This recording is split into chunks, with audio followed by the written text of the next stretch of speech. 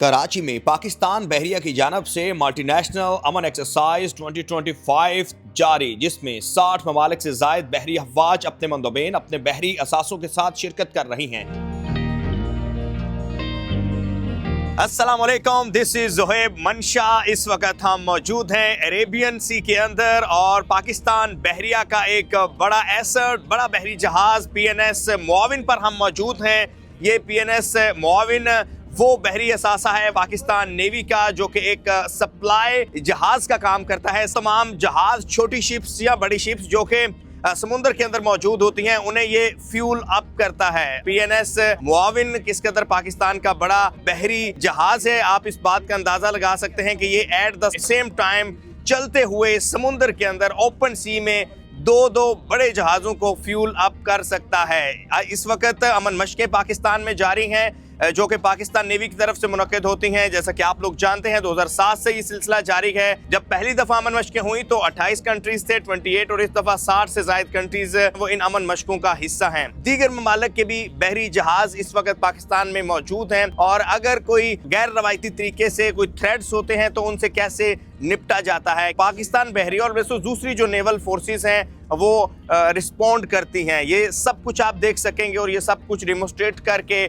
दिखाया जाएगा और सिर्फ पर्पस एक है, टुगेदर फॉर पीस।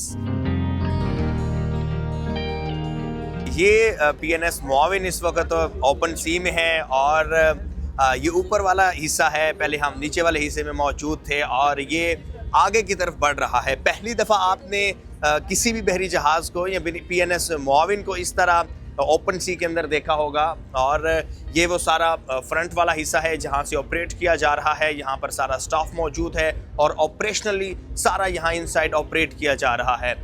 ये वाला जो हिस्सा है जहाँ से ऑपरेट होता है ये कम्प्लीटली पैक है, मिरर्स लगाए गए हैं और वही SOPs फॉलो की जाती हैं जो कि अमूमन आप फ़ज़ाई जहाज़ में देखते हैं कि वहाँ पर जो कैबिन जो होता है, कॉकपिट का हिस्सा जहाँ पर पायलट होता है वो बिल्कुल पैक होता है। ये हिस्सा सारे का सारा पैक है।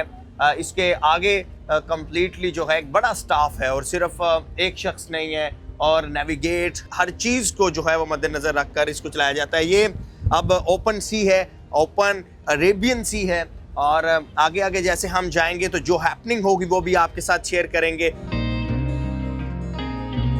इस वक्त मैं ओपन सी में पाकिस्तान के वॉरशिप, पाकिस्तान बहरिया के बड़े asset worship command ship PNS मुआविन पर मौजूद हूँ।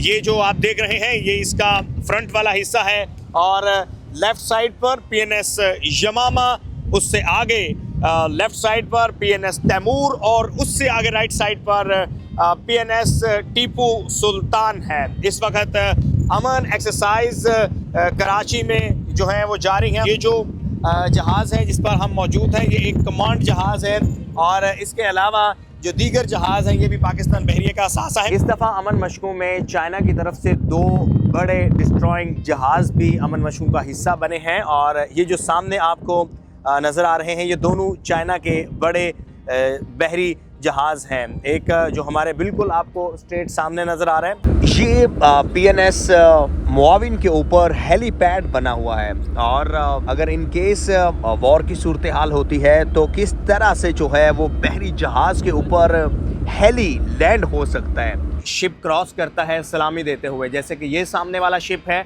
और ये कमांडिंग शिप को सलामी दे रहा है। सलामी इसलिए भी दे रहा है कि आज की इस तकरीब में जो कि लास्ट डे है अमन 2025 का, इसमें चीफ गेस्ट हैं army chief general Asim Munir, उनको सलामी दी जा रही है। Director public relation Pakistan navy commander Ali Irfan साहब हमारे साथ मौजूद हैं। देखिए, अमन एक्सरसाइज का पर्पज़ ये है कि क्योंकि समुंदर जो है वो ग्लोबल कॉमन है। ऐसा होता है कि जो उसमें जो कलेक्टिव जो विजडम होता है और कलेक्टिव जो एफर्ट्स होती हैं उसके लिए जितनी इंटरनेशनल नेवीज़ हैं, जितने इंटरनेशनल दुनिया के ममालिक हैं वो मिल बैठ के कुछ काविशें करते हैं। गैर रवायती जो ख़तरात हैं उसके अगेंस्ट जो है ना तमाम ममालिक जो है ना मिल बैठ के काविश करते हैं। फॉर एग्जांपल एक शिप जो है वो रेस्क्यू करना है तो पूरी दुनिया में कहीं भी किसी जगह पे किसी को भी रेस्क्यू करना होगा तो तमाम जो दुनिया की नेवीज़ हैं वो एक जॉइंट एफर्ट करती हैं। इसी तरह अगर एंटी आप स्मगलिंग के ऑपरेशंस कर लें या नार्को के अगेंस्ट जो हमारे ऑपरेशंस होते हैं, उन सब के अंदर तमाम जो दुनिया के ममालिक हैं वो इकट्ठी जो है एफर्ट करते हैं। तो इस थीम्स को सामने रख के पाकिस्तान नेवी ने टुगेदर फॉर पीस को स्लोगन को सामने रखा है और तमाम 60 से ज़्यादा कंट्रीज़ को इकट्ठा किया। इसमें आप देखें कि अमेरिका, ईरान के अल्फ़ाबेट जो ए है ऑस्ट्रेलिया, वहाँ से लेकर जिम्बाब्वे तक की तमाम कंट्रीज़ वहाँ पर मौजूद थी और तमाम रीजन से। अब जो इस चीज़ को सामने हमने रखा है और ये मिलिट्री डिप्लोमेसी के लिए भी बहुत, पाकिस्तान के लिए बहुत अच्छा है।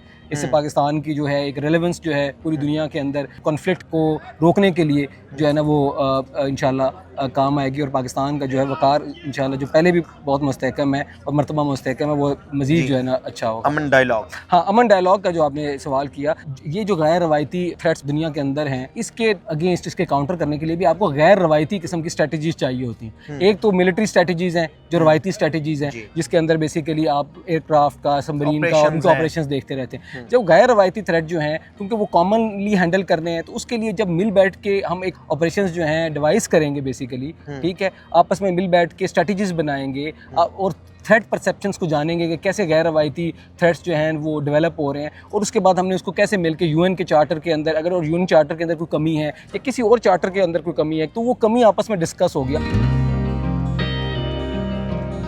कैप्टन हमायूं हमारे साथ मौजूद हैं। हमायूं भाई बताइएगा कि अमन एक्सरसाइज माशाल्लाह 2007 से होती हुई आ रही है, इस दफ़ा अमन डायलॉग का भी इजाफा किया गया है। आज की जो एक्टिविटी है, ओपन सी में हम मौजूद हैं, तो बुनियादी तौर पर ओपन सी में अमन एक्सरसाइज के रिगार्डिंग जाना और फिर 60 से ज़ायद कंट्रीज भी मौजूद हैं, तो बुनियादी पर्पस क्या है इसका? जो starting from the 7th February till 11th फरवरी, इसमें बहुत सारे सीरियल्स थे, जिसमें से कल्मिनेशन पॉइंट जो है इसका वो है समंदर का फेज़। इस समंदर के फेज़ के अंदर हम प्रैक्टिकल डिमॉन्स्ट्रेशन करते हैं, जो हम बातें करते हैं कि how we are going to counter the maritime threats.